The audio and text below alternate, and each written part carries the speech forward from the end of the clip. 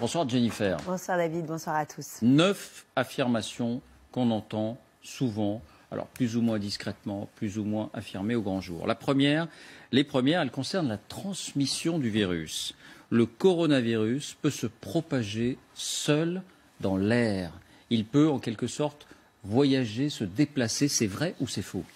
Eh bien, c'est faux. Ce coronavirus ne peut pas se propager sur de longues distances dans l'air, puisqu'il se transmet par les gouttelettes respiratoires de la personne infectée lorsqu'elle tousse ou éternue. Or, ces gouttelettes sont trop lourdes pour voyager loin. Elles se propagent à 1 mètre maximum. Donc, même si vous êtes dans la même pièce qu'un malade, mais à 2 ou 3 mètres de distance, il n'y a pas de risque de contamination. Une réserve quand même, suite au cas du Diamond Princess. Rappelez-vous, ce navire mis en quarantaine au Japon où on a recensé 4 décès et 700 contaminations. Beaucoup d'experts se sont interrogés sur la propagation du virus via les systèmes de climatisation. Les gouttelettes émises par des patients contaminés auraient pu voyager dans les conduits d'aération, surtout que le système d'aération au sein des cabines n'était pas pourvu de filtres comme ceux prévus dans les hôpitaux. Mais le virus peut survivre sur des objets comme les billets de banque si les gouttelettes tombent dessus d'une certaine manière. C'est vrai ou c'est faux ? C'est vrai, mais le risque est très faible. Les données scientifiques montrent que le coronavirus peut survivre sur des objets pendant quelques heures, voire exceptionnellement quelques jours. Si une personne infectée touche ou éternue sur cet objet, il peut être contaminant. La meilleure protection consiste donc à se laver les mains régulièrement. En Chine, on a d'ailleurs vu des opérations massives de désinfection de billets de banque, notamment à Wuhan. En revanche, pour les experts, si vous recevez un colis en provenance de Chine, il n'y a aucune chance qu'il soit contaminé, car le temps de transport et notamment la sécheresse de l'air dans les avions auraient tué le virus. La désinfection des billets de banque, ça fait beaucoup rire le professeur Eun. Troisième affirmation, le coronavirus peut se transmettre par des piqûres de moustiques. C'est vrai ou c'est faux ? C'est complètement faux. Le virus se propage uniquement au contact d'une personne infectée. La transmission est interhumaine. Alors l'origine du virus maintenant, certaines personnes indiquent qu'il aurait été fabriqué intentionnellement dans un laboratoire aux États-Unis. C'est vrai que ça revient assez souvent. C'est vrai ou c'est faux ? Alors voici le post qui a circulé sur les réseaux sociaux. On y lit, vous voyez, le coronavirus est un virus breveté américain qui arrive à expiration le 23 janvier 2020. Donc quoi de mieux que de lancer une épidémie pour vendre leur vaccin avant expiration ? Eh bien c'est faux, c'est une fake news au relent complotiste. Ce nouveau coronavirus n'a pas été ni créé ni breveté aux États-Unis. Il existe bien un brevet, mais qui n'est pas consacré au virus actuel, mais à celui du SRAS, une autre souche de coronavirus qui avait provoqué plus de 700 décès en 2003.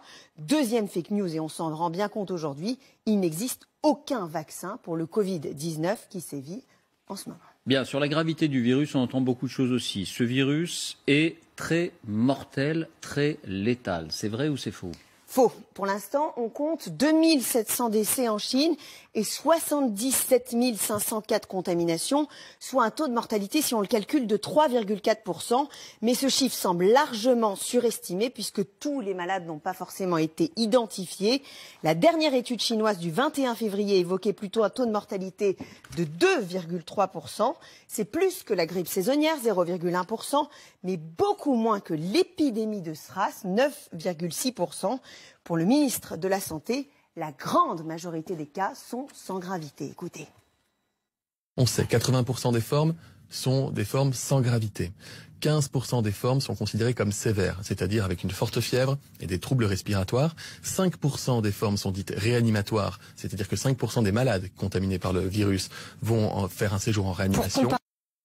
Voilà, et j'ajoute qu'à l'instant, le bilan évolue en Italie. On est à 10 morts désormais. On était à 7 morts, on passe à 10 morts.